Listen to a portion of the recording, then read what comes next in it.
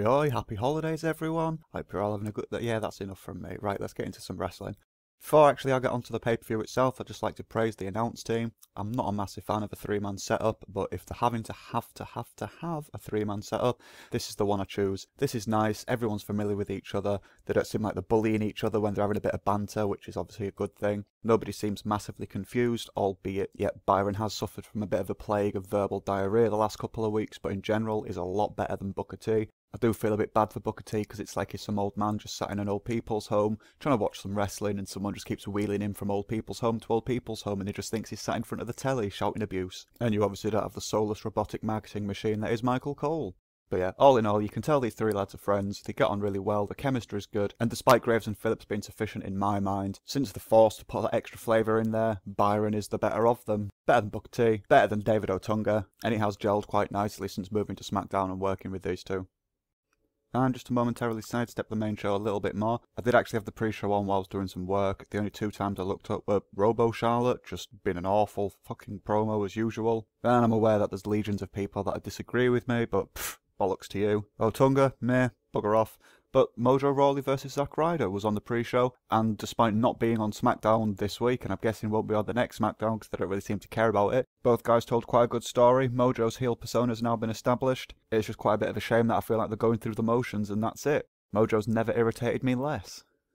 First up on the card is the US title triple threat match. Baron Corbin, Dolph Ziggler and Bobby Roode. In a rather surprising turn of events, Dolph Ziggler wins the US title. After they all worked really well together to put on a great opening contest, Corbin was trying to hit Roode with the end of days, but Ziggler came from behind and hit the zigzag on Corbin for the win. We also saw that the production team have finally figured out how long to let Dolph Ziggler's music play before they cut it out in his intro and then cut everything to black. For the first few weeks, it was going for about 2.5 to 3 minutes, so it just didn't have the same effect as what they got tonight. But in traditional WWE fashion, they're probably going to forget this, and it's just going to go up and down for the rest of time.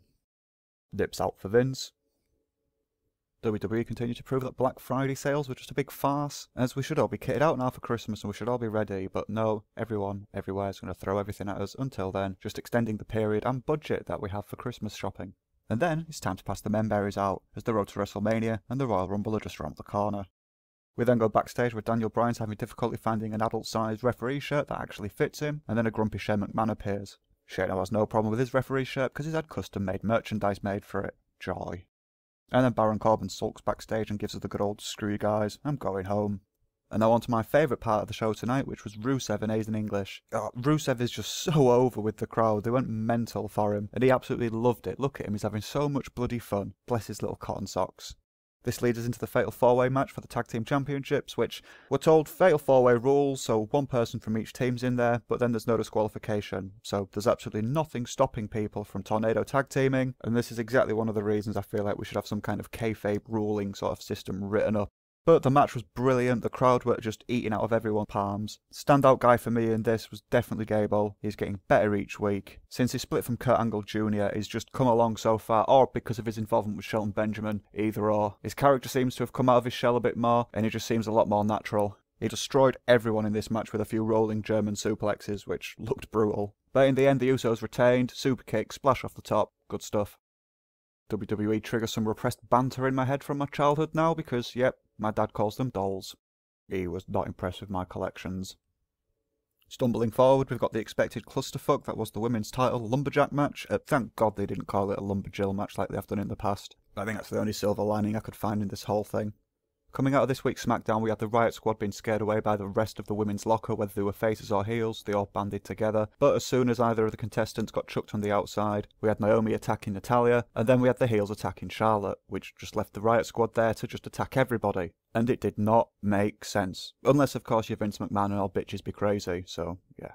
Natalya and Charlotte did the best they could, I suppose. Neither of them are best on the roster, but they're not the worst. Carmella teased the Money in the Bank cash-in, but the Riot Squad interfered, and then we ended up seeing the figure 4 for the win, figure 8, whatever.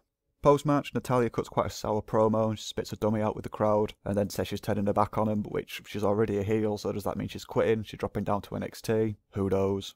I feel the division's just circling the drain, really, so we should just hashtag bring on the Rousey. Yes, please.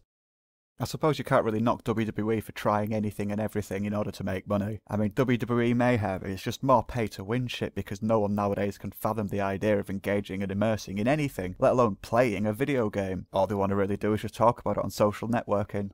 And then the network decides it's time for them to pat themselves on the back because they've got so many viewers. They've had more viewers than ever before, and they just want to say thank you. I'll tell you what, if you want to say thank you to us, why don't you stop showing adverts to people that actually pay for their fucking subscriptions? Why don't you give us a better service rather than just the same old service for everyone that's just got a new email address every month? What's that? Why? Oh yeah, you could be making more, you could be more efficient, you could be satisfying the customers that you have better, customers that you've had for a long time, but as long as you cover that mainstream audience, that's all you give a shit about. Brilliant. Backstage, the Singh brothers big up Jinder Mahal and tease the idea that they're not going to be at ringside later, which I find that hard to believe. And then, oh, here we go, squash match time, Poorbury Xango, take another Bludgeon Brothers, and yeah. There was no build-up for this whatsoever. We just saw a snippet of the Fashion Files, which has obviously now been put back to WWE.com only content, not even allowed to be on television properly anymore. And they have actually been building and telling this story for about 6 months or so now, but they didn't bother to fill me in properly beforehand. Breezango tried to put up a fight, didn't last long, and the Bludgeon Brothers just battered the absolute piss out of them both. Everyone here involved is obviously very talented. It's a fact of management, I believe, not knowing how to do this properly. Oh, someone sulking because somebody else's idea got over and theirs didn't, and they just thought it'd be funny to boot a horse every week for about 6 months just to have it finally killed by these two monsters. The Best Buddies are backstage and they're asked about Daniel Bryan's motives. They have some pretty decent answers and they're quite confident going into the match that they're not going to lose the jobs. But they are asked what would happen if they did, and they just look at the poor fucking robotic commentator woman like she's an absolute piece of shit. Good stuff. Loved it. Oh, I know the Rumble's coming up soon. I'm trying to enjoy this pay-per-view though. Just told you before. Behave. And now here it is. This is the one I was looking forward to the most in the entire show. It's a semi-main event. I thought it was going to be the main event. I agree with the belt being the main event. I'll get to that momentarily. Here we had Kevin Owens and Sami Zayn taking Shinsuke Nakamura and Randy Orton, with both Daniel Bryan and Shane McMahon as referees. I'm just going to ignore the fact that WWE ignored the fact that they were lying when they said this is the first time ever with 2 referees, because it isn't. Shane should know that of all people. But admin-wise, they made an absolute pig's ear of this. They suggested they were going to converse before to arrange how they were going to referee this match together. They obviously didn't. They had to do it on the fly, which did still work, but it defeated the object of them saying that they were going to talk about it. Anyway, the match itself wasn't anything special, it was just the shenanigans at the end, which were inevitable, that I was really interested in. Shane and Bryan split the ring down the middle, each having a side, and Shane McMahon was making it very evident whose side he was on. After a while, Orton hit an RKO on Sami Zayn. As he went for the pin, Daniel was nudged accidentally, quote unquote, by Kevin Owens, who hit Shane McMahon and broke up the fall. Shane looked really pissed off. Daniel Bryan looked like he wanted to go and cry in the corner for a minute, but then the match continued until Sami Zayn got a sneaky roll up on Randy Orton.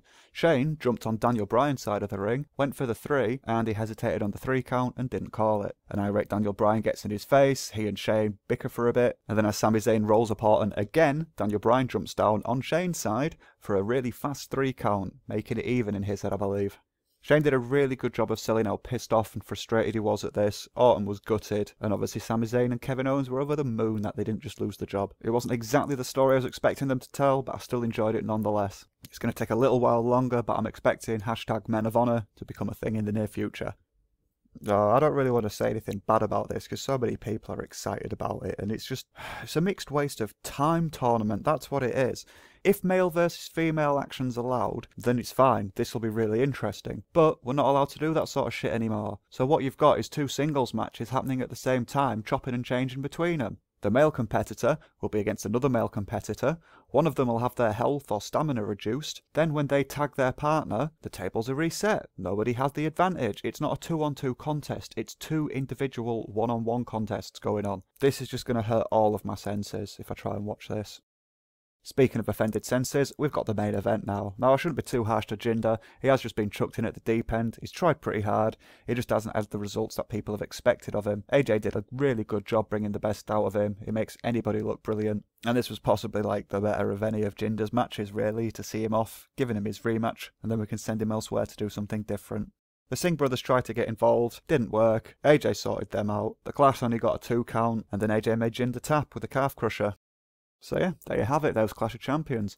I actually really enjoyed the show. The matches themselves weren't brilliant. I sort of knew where everything was going to go, I'm quite sure most people did, but it was one of those events where I just enjoyed the journey rather than the destination. WWE doesn't manage to pull that off very well sometimes, but tonight I feel that was a success.